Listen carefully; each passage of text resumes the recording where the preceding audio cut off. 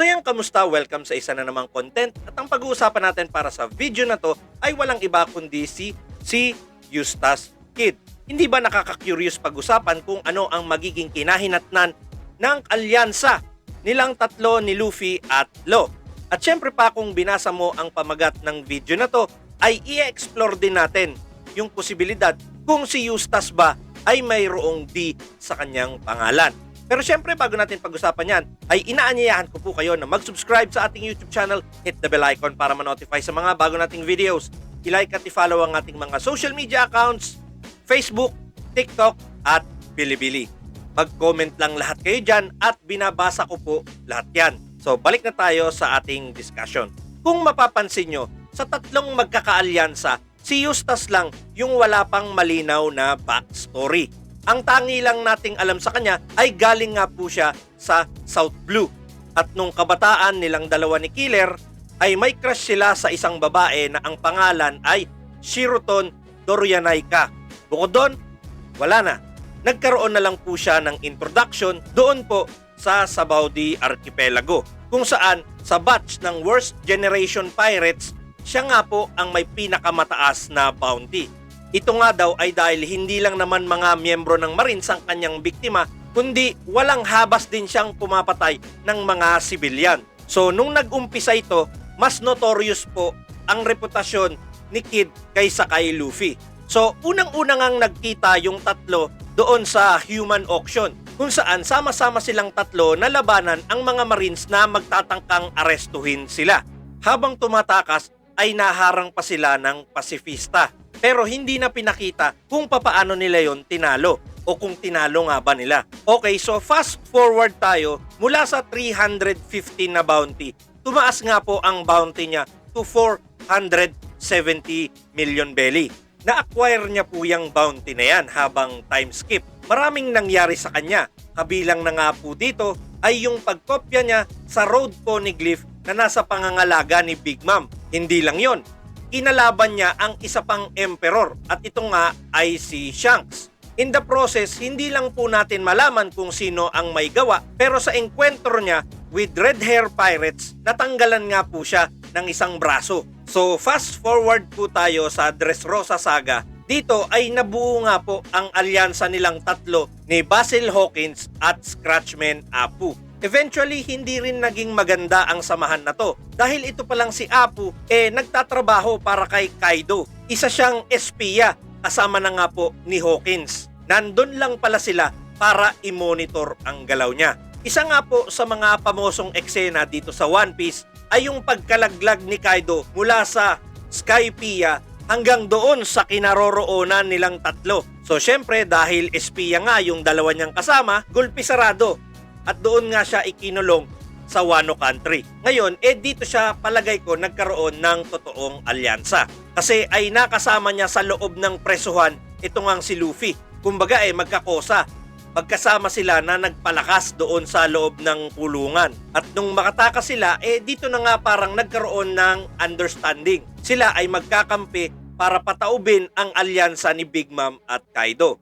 At alam nyo na nga po ang konklusyon ng labanan na yan. Panalo ang naging alyansa nila ni Law at Luffy, maging ang Mink Tribe kasama na ang Red Scabbards. Sa katatapos lang na Wano Country Arc, nagkanya-kanya na nga po sila ng lakad. Si Eustace ay may planong hanapin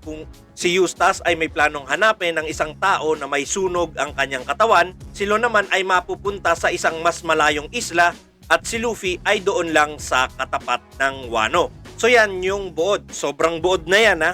Ngayon naman, ang malaking tanong, ano na ang mangyayari sa alyansa nilang tatlo? Dahil ang topic natin si Eustace, sa kanya muna tayo mag-concentrate. Sabi ko nga kanina, ay hahanapin niya ang isang taong may sunog sa kanyang katawan. Well, napakalabong clue niyan.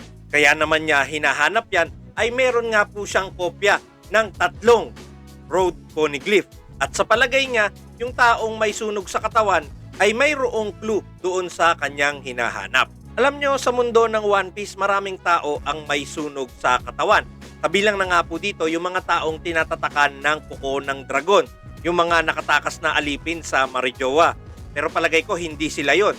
Isa sa mga pwede nating paghinalaan ay ito nga pong dating admiral na si Aokiji. Yun, obviously, sunog ang katawan nun. Pero kung meron ba talaga siyang alam tungkol sa kinaroroonan ng ika-4 na road poneglyph, yan ay malaking tanong. Yung iba ay itinuturo itong ang si Crocus. Meron siyang pilat sa kanyang braso pero ang tanong, ito ba ay paso? Mahirap masagot itong tanong na ito. Pero gamitin natin ang imagination natin ng konti. Palagay ko sa isang malapit na hinaharap, magkikita pa rin sila ng Straw Hat Pirates. Sa malapit na hinaharap, meaning kailangan natin ng konting backstory tungkol sa kanya. Bukod sa pag-acquire ng One Piece, gusto rin kasi ni Eustass na maging hari ng mga pirata. So darating at darating talaga yung oras na magkakasama uli sila ni Luffy. Pwede nating gamitin yung template ng alyansa ni Luffy at ni Law. Si Luffy at si Law ay mayroong common enemy. At ito nga po si Doflamingo na eventually naging daan para pabagsakin nga po nila si Kaido. Pwede bang maulit yan kay Kid? Pwede po. Nagsimula nga po ang alyansa ni Law at Luffy noong kinalaban nila itong si Caesar Clown. Baka si Kid, ito nang si Dr. Vegapunk ang kailangang umeksena. Ito nga po ay sa kadahilanan na si Killer hindi pa rin po nagagamot noong kinain niya yung smile. Wala pa pong solusyon para doon. Kailangan kasi ng malalimang pagkaunawa sa kung ano ang naturalesa ng mga devil fruits bago sila gumawa ng cure. At palagay ko, involved si Chopper dyan. Which means, kailangan natin ng panibagong super villain. Kailangan natin ng bagong kontrabida. Hindi nga lang natin alam kung sino. Ito kasi yung mga bagay na nagpapahirap sa pag-predict ng One Piece story. Kailangan nating magdagdag ng villain o kalaban. Kasi panibagong pakikipagsapalaran to, panibagong kalaban na naman. Sobrang konti na lang ng mga boss fights. Si Blackbeard at si Im-sama na lang yata yung talagang boss at saka si Akainu. Yung iba chuwari-wari-wap na lang. Silang tatlo yung maituturing natin na main villain. So sa mga susunod na story arcs, kailangan natin ng mga panibagong kalaban. Baka doon natin makita yung closeness ng alyansa ni Luffy at ni Kid.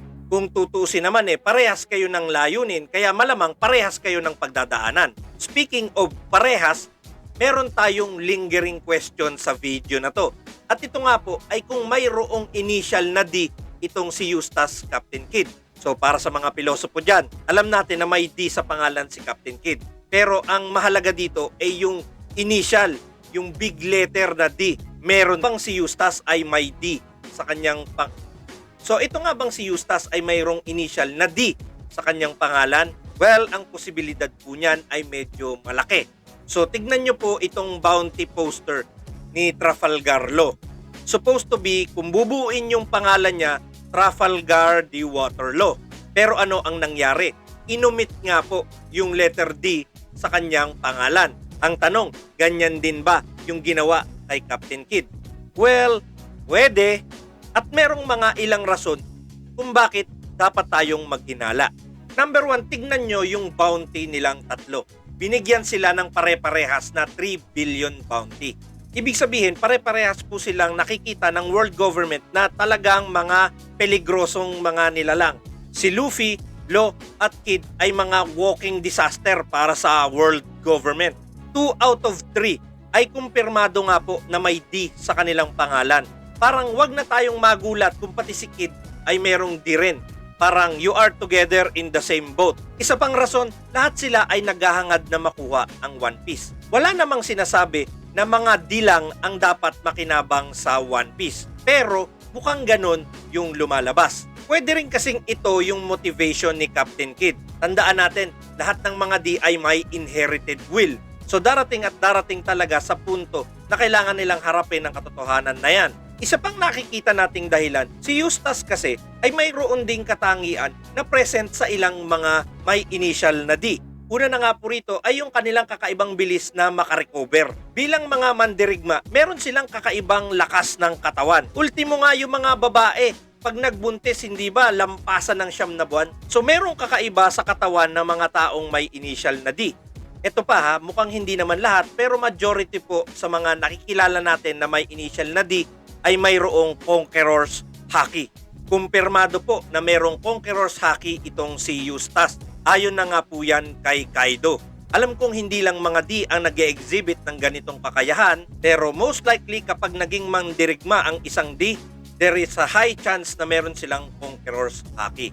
Ngayon, last question, kailan natin malalaman kung siya nga ba ay mayroon ding initial na D? Well, yan nga po ay magdidepende sa kanyang backstory. Tandaan natin, awakened na nga po ang devil fruit ni Eustace Kid. Hindi na lang mga bakal ang kanyang napapagalaw. Sa ngayon, hirap pa siyang kontrolin ang kapangyarihan na yan at aminado siya na nauubusan siya ng lakas kada gamit. So yan, gusto ko lang sabihin sa inyo na malawak ang mundo ng One Piece. Hindi pa natin alam at sigurado ang lawak at extent ng kanilang universe. Meron pang mga lurking legend, mga kakaibang devil fruit, pwera pa yung mga kilala na natin. Kaya looking forward talaga ako sa mga susunod na mangyayari sa mundo ng One Piece. Kayo, ano sa palagay nyo? Meron kayang initial na D itong si Eustace? Papahuli kaya siya doon sa dalawa niyang karibal? Tara, tignan natin sa comment section, babasahin ko lahat yan. So yan, hanggang dito na lang po para sa video na to. Muli, ito po ang inyong Kuya Utoy. Palagi tayong manood ng anime, palaganapin natin ang anime culture. Manood at magbasa ng One Piece. Hanggang sa muli. Paalam!